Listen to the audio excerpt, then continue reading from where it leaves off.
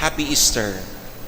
I would like to remind you, Easter season is a long season because the great mystery of the risen Christ, of the resurrection, is so great na hindi pwedeng isang araw lang ang celebration. It will go on and on and on until Pentecost. One sign that Easter is in us is a sign of life, the sign of being attentive, being alert, meaning to say, we keep the faith, we continue the ancient report, we have seen the Lord, the tomb is empty. The angel told them, why are you looking for the living among the dead? If Jesus did not resurrect from the dead, ang pananampalataya natin ay magiging isa sa mga filosofiya ng mundo. It will just be one of the movements or one influential or influencer. So if you want to say it that way. But it will not be a criterion for life.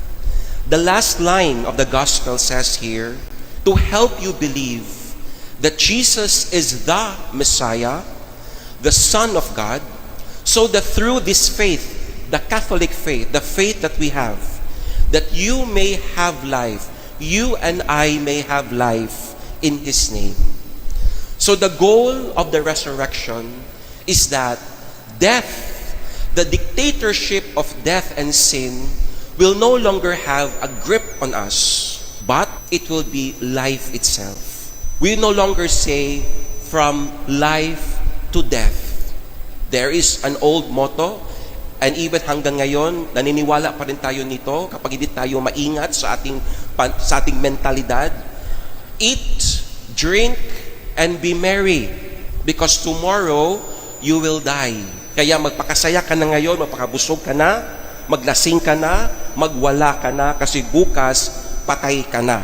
But that is not Christian, because we believe we may die in our bodies, but we will continue to live as Jesus lives.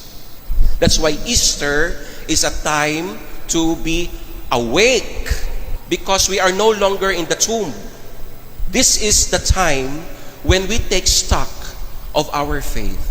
The real affirmation of the resurrection are the lives of the apostles. The 12 apostles, minus Judas, 11, but pinili nila si Matthias to replace Judas, so 12 again. Only John lived a full life. The rest died as martyrs. Martyrs mean they die, they shed their blood for the sake of the Lord. But they were given a choice. Kung maniniwala ka kay Kristo, we will kill you. If you deny Him, we will let you live. The 11 decided to shed their blood. At ano ang kanilang sinasabi? How can we deny what we have seen, what we have heard, what we have touched with our hands, the glory of the Son? So that's one proof of the resurrection. Kung hindi bumangon or nabuhay muli ang Panginoon at nakita nila, why will they die for something they are not sure of? Why will they offer their lives for something that we call kasinungalingan? The enemies of the Lord reported, ninakaw ng mga apostoles ang kanyang katawan. Hindi totoo na siya ay muling nabuhay. Ninakaw ang kanyang katawan. Binayaran ng mga saserdote, ang mga sundalo, tumahimik kayo, sabihin yung ninakaw ang katawan. Why? The enemies of the Lord wanted to bury Jesus again, because hindi mamatay-matay ang Jesus na ito, even in our time. The moment we decide there are two paths, life and death. If we decide to follow the way of life, then we affirm the resurrection. Like St. Paul. Si St. Paul, bago naging Santo Pablo or San Pablo, he was Saul. And Saul, his former life, he was the enemy of the Christians. He monitored and supervised all Christians and made sure that they will be killed, eaten by the lions, burned. they will be drowned, they will be arrowed, or they will be die by arrow. Lahat ng pamamaraan, because Saul wanted Christianity to die. But nung he was given that vision, that experience, nag-iba si Paul, si Saul, naging San Pablo. And he became the greatest champion after Christ. Nagbago ang kanyang buhay at naging disipulo at apostolo ni Jesus. What happened? If Jesus did not resurrect, Paul will not become Paul. And they all decided not to deny the Lord. And even until our time, maraming mga taong pinipili pa rin si Kristo dahil sa paniniwala. Sabi dito sa ating gospel, "Blessed are those, Thomas, because you saw me, so you believe. But blessed are they who have not seen me and will believe." Jesus said this 2,000 years ago. To whom was he referring to? Tayo. We do not see Christ as the apostles did. We do not see Christ as the disciples or the first century Israel or Jerusalem had seen him. Pero we are blessed because we believe even if we do not see. That's why nasasabi natin, Happy Easter, nabuhay ang Panginoon dahil gumagalaw ang Diyos sa buhay natin hanggang ngayon. Amen ba? Yes. Kasi kung hindi kayo magpupunta dito. Anong pupuntahan nyo dito? You're here because we are worshiping a living presence, a living God. We do not see Jesus as he was, like the disciples did, but blessed are we because in another form, Jesus appears to us every time we are gathered here. At kailan nangyayari yon? This is my body. This is my blood. The presence of Jesus while waiting for the last day will be the Eucharist. Ang pangako ng Panginoon, I will be with you until the end of time. Ibig sabihin, ako'y mananatili sa inyo, hindi sa aking ordinaryo na anyo na nakita ng mga disipulo, but before the end of time, or after the end of time, if there is term, ang ating presensya na nakikita natin ang Panginoon is through the Holy Eucharist. Ito ang dahilan ng ating pagsimba. Why? Because we are here in the shrine, bringing our hearts, bringing our minds, bringing our bodies in order to be the offering. We are not here in order to feel good or obliged to come because it's Sunday. Raise it up. Make it heartfelt. Pumupunta ako sa simbahan dahil gusto kong mag-alay ng aking sarili at magpasalamat. Pero walang perpekto na alay na maibigay natin sa Diyos except the bread and the wine that will become the body and blood of our Lord. That's why pagsabi ng pare, sa pamamagitan ni Kristo or through Him, with Him, in Him, inaangat niya ang kalis at ang ostia papuntang langit. Ibig sabihin, Lord, lahat ng mga tao dito, kasama silang lahat sa aking pagtaas ng alay na si Jesucristo na buhay. Para makita ng Ama, ito ang alay ng iyong mga anak. So wag sayangin yon kasi minsan ang ating mga ulirat nagliliparan kahit saan. Pagkatapos tapos na ang misa. Focus tayo because the symbols, the gestures in the Mass are ways to tell us He is present. But the real form of presence and evidence and proof that Jesus is alive, buhay natin. Maraming tao sa labas.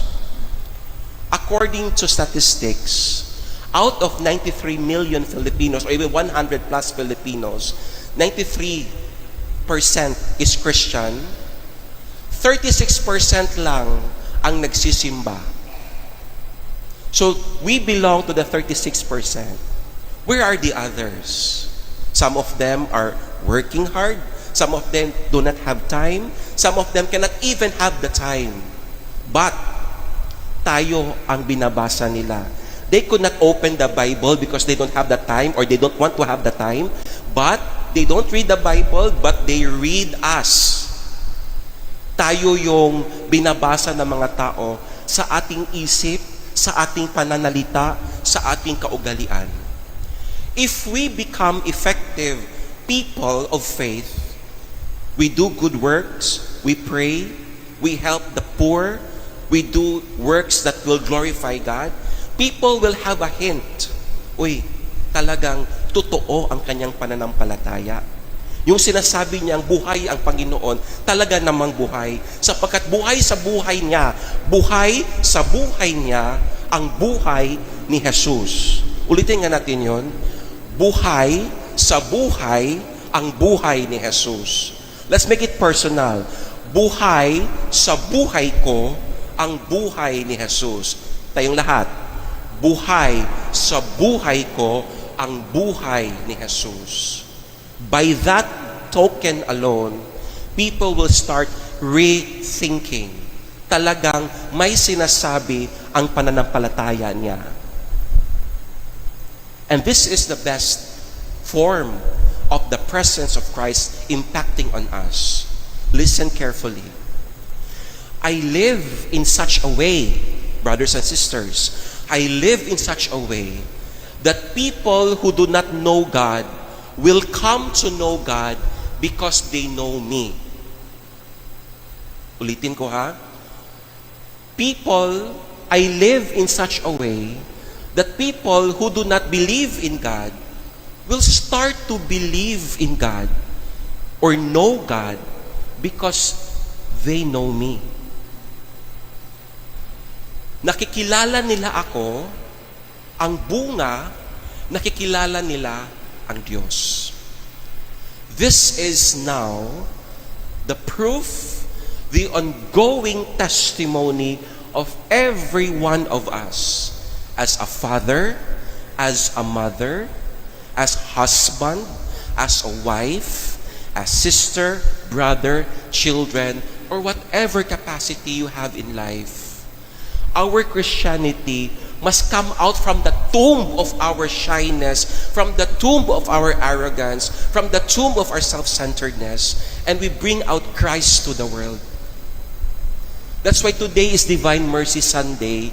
Ito yung panahon na pag nilayan natin, ako'y pinatawad ng Diyos sa kabila ng aking pagiging makasalanan upang ibahagi ko rin ang awa at habag ng Diyos sa mga tao na I am in contact with. This is a very tall order because alam naman natin ang buhay natin, lalo na ngayon, ang hirap-hirap ng buhay. There is a temptation to think only of myself, of my own family. But the resurrection of Christ expands beyond ourself, beyond our family, beyond our barangay, beyond our subdivision, beyond our culture, beyond our clan, because hindi kailanman mahahawakan ng kamatayan at kawalang saysay ang muling pagkabuhay ng Panginoon. We die to our sins as Jesus died on the cross. But when Jesus rose from the dead, kasama rin tayo sa pagmuling pagkabuhay. Meaning, our destiny is not the ashes, like ashes to ashes, dust to dust, but ashes to life, to life, to life, life everlasting. That's why in this Holy Mass, let us ask the Lord, gaya ng kanyang paghinga sa kanyang mga apostoles, He breathed on them. We ask the Lord, Lord, breathe also in my mind, in my heart. Kasi kailangan kong huminga pa lalo na sa panahong ito. Instead of locking ourselves like the disciples out of fear, Jesus entered through the locked doors. Anong ibig sabihin nito? Ano ba ang mga locked doors ng buhay natin? Ano ba yung mga bagay sa buhay ko at buhay mo na ayaw mo pang buksan para sa Diyos? The Lord can only offer peace, but the Lord cannot ask you to come out and force you to come out. It is our testimony that will bring us out from our locked doors. Meron ba? Meron ba tayo mga locked doors? This is a deep question. Ano ang mga bagay sa buhay ko na ayaw ko pang buksan sa biyaya ng Panginoon? That is something we have to ask ourselves. Because the Lord is eager. I'm here. I'm alive. I'm knocking at the door. But it is up to us to open our hearts to Him. My dear friends, do you want to open your hearts to the Lord? Do you want to open yourself, the locked doors to the Lord? Yes, because even if we are not perfect, that is our goal. Lord, open my heart so that I could receive you, so that the resurrection will be alive in my life, sa pamilya ko, sa aking bayan, sa aking sarili. And this is the Easter message. Do not worry. Even Thomas, nahirapang maniwala, but Jesus appeared to him, touch my wounds. Because it is in touching the wounds, you become real. So even the wounds of our hearts are part of the Easter message. Huwag na tayong bumalik sa mga libingan ng ating mga kasalanan, ng ating mga makikitid na mga pag-iisip, dahil nauna na si Jesus. All we have to do is to open our hearts and follow the Lord wherever He goes. Where the light leads us, we follow. Where the cross leads us, we obey. Where the altar is, we worship. And when we go out from the shrine, we give the joyful news to the Lord. He is alive. Because I have seen the Lord in the body and blood and in each one of my brothers and sisters. Happy Easter. I would like to remind you